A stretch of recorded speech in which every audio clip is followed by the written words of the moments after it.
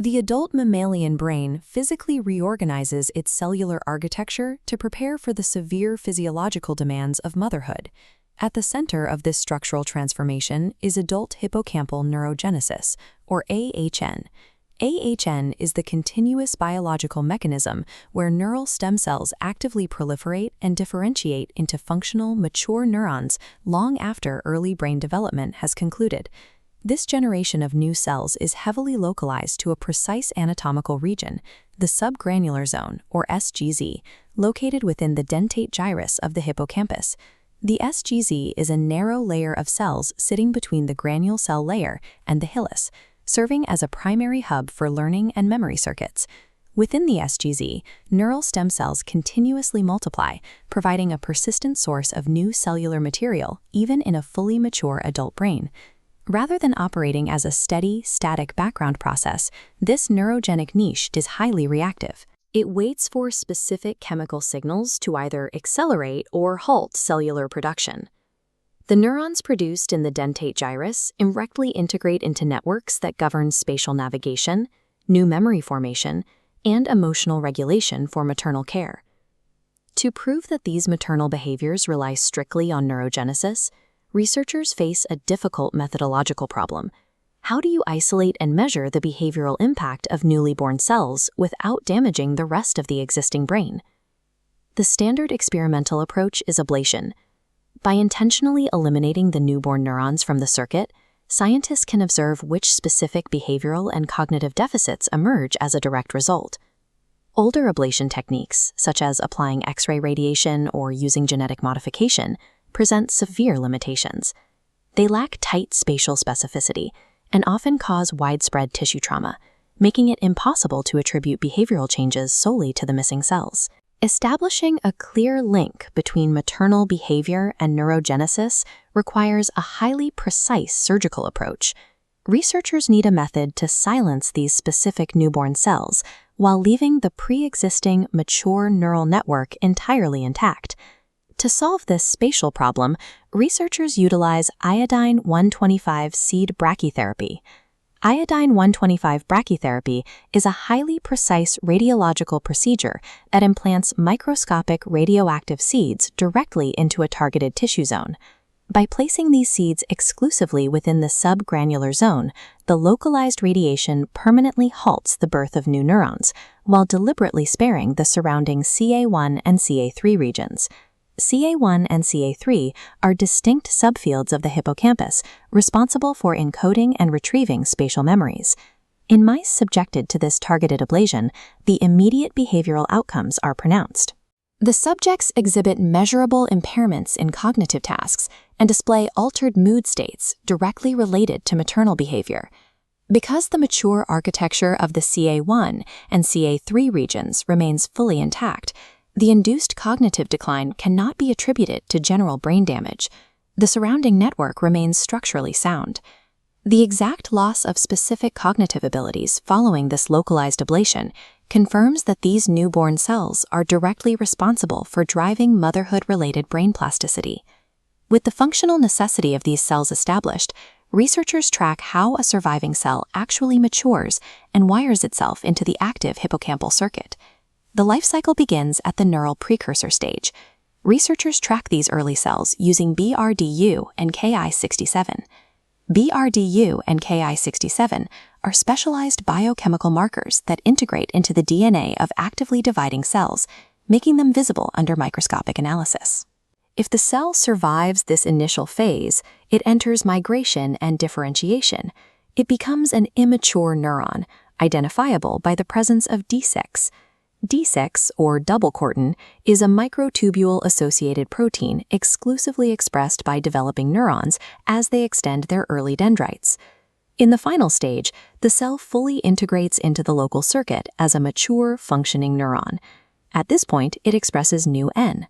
Nu-N, or neuronal nuclei, is a standard nuclear protein biomarker indicating that a neuron has permanently exited the cell cycle and reached full maturity.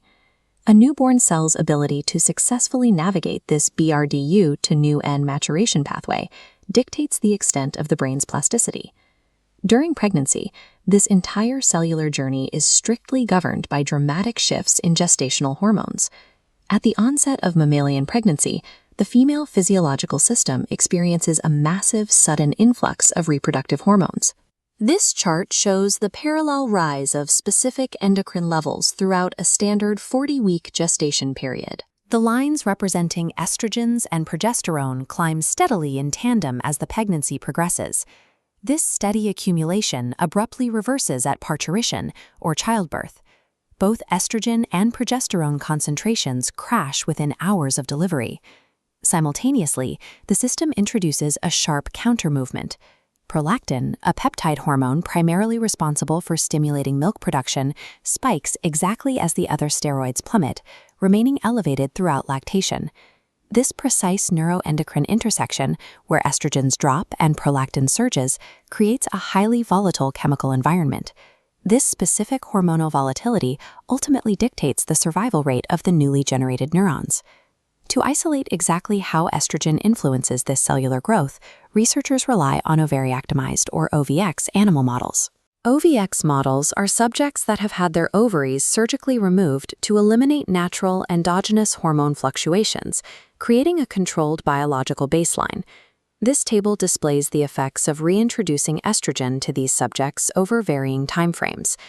During acute exposure, lasting just minutes to a few hours, the data shows a sharp, immediate upregulation in cellular proliferation within the hippocampus.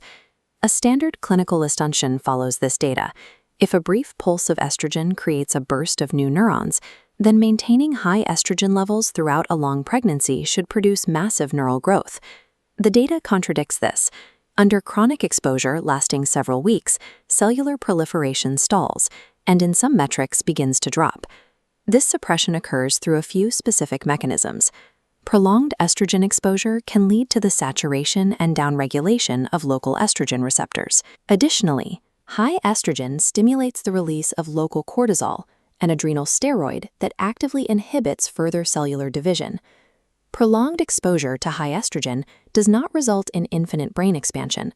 Instead, the biological system intentionally plateaus its neurogenesis to protect the highly sensitive hippocampal circuits from severe overexcitation. Estrogen does not act in a vacuum.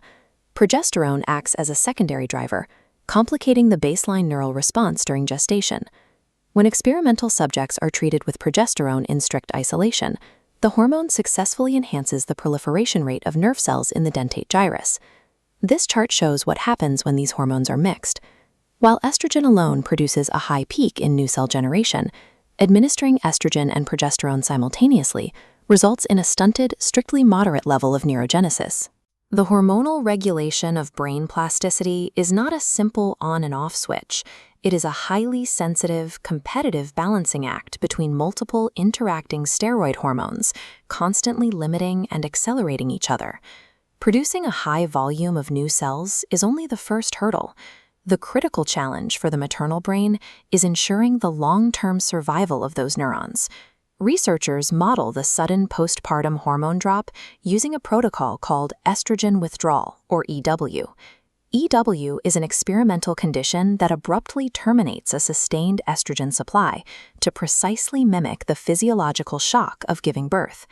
This chart displays the exact consequence of that physiological shock. As the line for estrogen concentration drops steeply, we see a parallel plummet in the survival rate of immature DCX-stage neural progenitor cells. An estrogen-rich gestational environment provides the ideal chemical conditions for initially generating massive numbers of neural stem cells. However, the rapid loss of that specific environment leaves those newly formed cells in a state of profound neurological vulnerability. If the brain cannot adapt its chemistry quickly enough, the postpartum hormone crash acts as a mass extinction event, rapidly clearing out the immature hippocampal neurons before they can fully integrate into the network. The physical and cognitive adaptations required for motherhood rely entirely on a newly born neuron surviving this highly orchestrated burst and subsequent withdrawal of gestational hormones. When these surviving cells successfully mature into functional neuron networks, they actively wire into the existing hippocampal architecture, directly supporting healthy spatial learning and stable maternal behavior.